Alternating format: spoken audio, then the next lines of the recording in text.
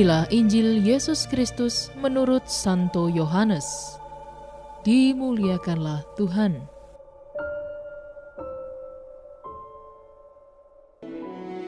Dan inilah kesaksian Yohanes ketika orang Yahudi dari Yerusalem mengutus beberapa imam dan orang-orang Lewi kepadanya untuk menanyakan dia, "Siapakah engkau?" Ia mengaku dan tidak berdusta. Katanya, "Aku bukan Mesias."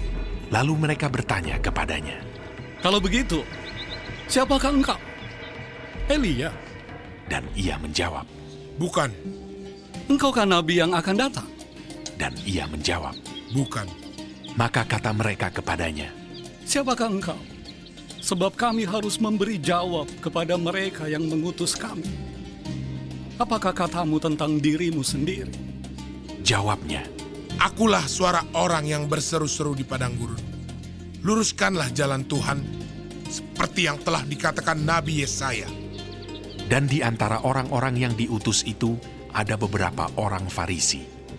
Mereka bertanya kepadanya, katanya, "Mengapakah engkau membaptis, jikalau engkau bukan Mesias, bukan Elia, dan bukan Nabi yang akan datang?"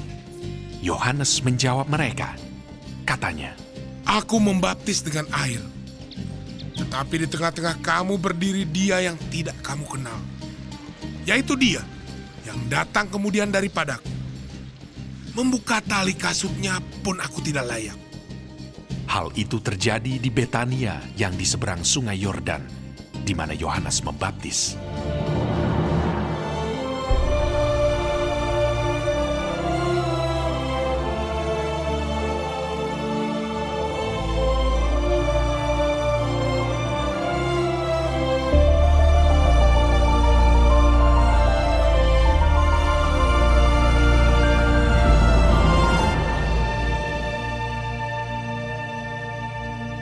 Demikianlah Injil Tuhan.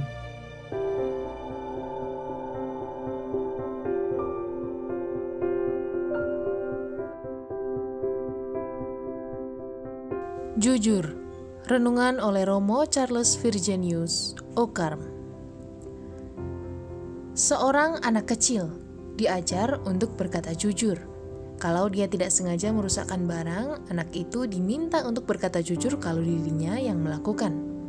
Ketika beranjak remaja, anak ini menjadi sadar akan pentingnya berkata dan bertindak jujur. Dia merasa hatinya lebih tenang ketika dia berusaha berkata dan hidup jujur. Dalam Injil hari ini, kita mendengar bagaimana Yohanes Pembaptis ditanya orang banyak tentang siapa dirinya. Yohanes sebenarnya memiliki kesempatan untuk berkata bahwa dirinya lah Mesias itu. Tapi dia sama sekali tidak melakukan hal itu. Dia dengan rendah hati mengakui bahwa dirinya hanyalah suara yang berseru-seru di padang gurun. Yohanes adalah suara, sementara Yesus adalah sabda. Suara berbeda dengan sabda.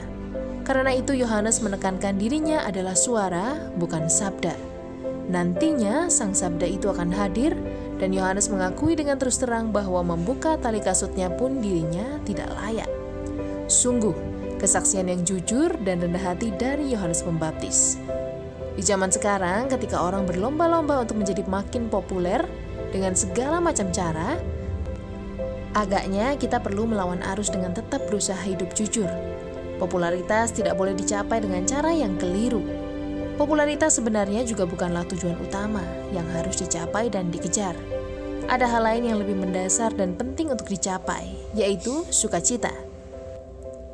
Lalu bagaimana orang bisa bersukacita dalam hidupnya? Agaknya dengan cara hidup jujur. Orang yang berusaha hidup jujur tidak akan diombang-ambingkan dengan pikiran apakah diriku akan terkenal atau tidak.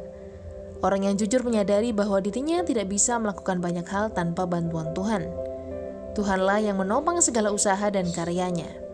Kiranya kita juga digerakkan oleh semangat yang sama, berjuang untuk hidup jujur, dan berupaya untuk memberi kesaksian tentang kebaikan Tuhan dalam hidup kita.